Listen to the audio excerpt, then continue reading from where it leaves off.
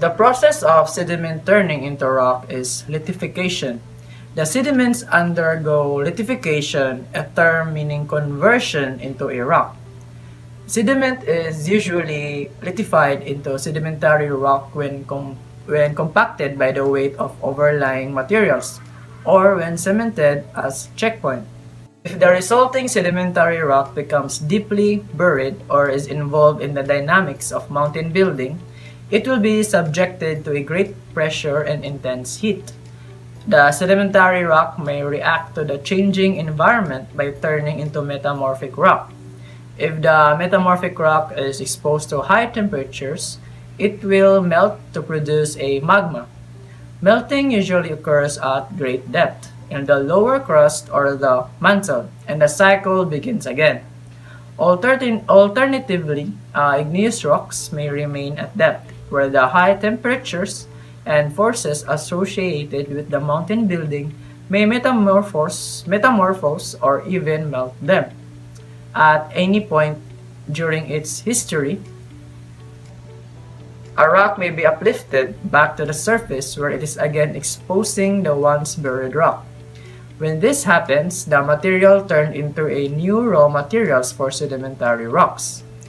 Over time, rocks may be transformed into any other rock type, or even into a different form of the original type. Rocks may take many paths through the rock cycle. Igneous rocks ignis means fire, are formed when magma or lava cools and crystallizes. Magma is a molten rock that is most generated by melting rocks in Earth's mantle. Occasionally, molten rock reaches the Earth's surface where it is called lava. Basically, igneous rocks formed into two basic settings.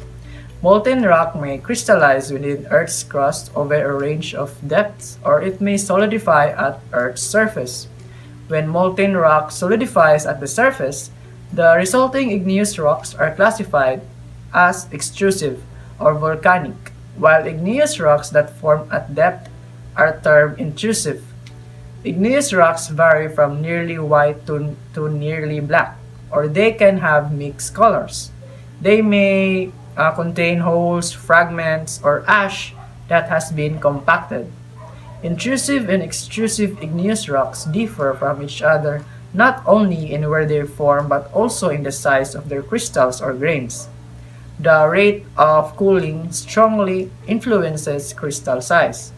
If magma cools very slowly, the ions can migrate over great distances, results in the formation of fewer larger crystals. On the other hand, if cooling occurs rapidly, the ions lose their motion and quickly combine. Igneous rocks are divided into two groups, intrusive and extrusive, depending upon where the molten rock solidifies. Intrusive rocks commonly have large mineral crystals because of the slow loss of heat. Intrusive rocks form at depth and they are surrounded by other rocks. It takes a long time for them to cool. Extrusive igneous rocks, on the other hand, are composed of small minerals that cannot be seen by the naked eyes because of the rapid cooling. Extrusive igneous rocks are formed as lava and cools on the surface of the earth. The quick cooling rate keeps mineral grains from growing large. Because the atoms in the liquids don't have the time to arrange into large crystals, the above-mentioned process is called crystallization, which cooling reverses the events of melting. Geologists identify igneous rocks as on the basis of their texture and mineral composition. The several igneous textures described mainly from different cooling histories where areas the mineral composition of an igneous rock depends on the chemical makeup of its parent magma. Since igneous rocks are classified on the basis of both mineral composition and texture, some rocks having similar mineral constituents but exhibiting different textures are given different names. Igneous rocks can be divided into four categories. First, based on their chemical composition. First is the felsic, second is intermediate, third is mafic, and fourth is ultramafic.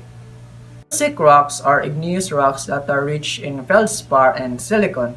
The word felsic was made from the parts of those words because they are made of lighter elements. They tend to be more buoyant than mafic rocks, which are rock high in magnesium and iron like basalt.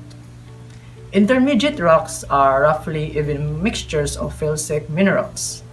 There is little or no quartz. Felsic rocks are mostly feldspar, at least 10% quartz, and less than 15% mafic minerals. Mafic rock in geology are rocks that is dominated by the silicates pyroxene, amphibole, olivine, and mica. These minerals are high in magnesium and ferric oxides, and their presence gives mafic rock its characteristic dark color. An igneous rock with extremely low silica composition, being made of almost all olivine and pyroxene, is called ultramafic rocks. It contains a very low amount of silica and are common in the mantle.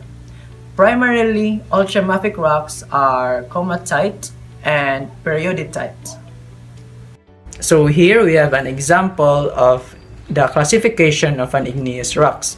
So for felsic is we have granite, for intermediate is we have diorite, and for mafic we have gabbro basalt, and for ultramafic is we have dunite.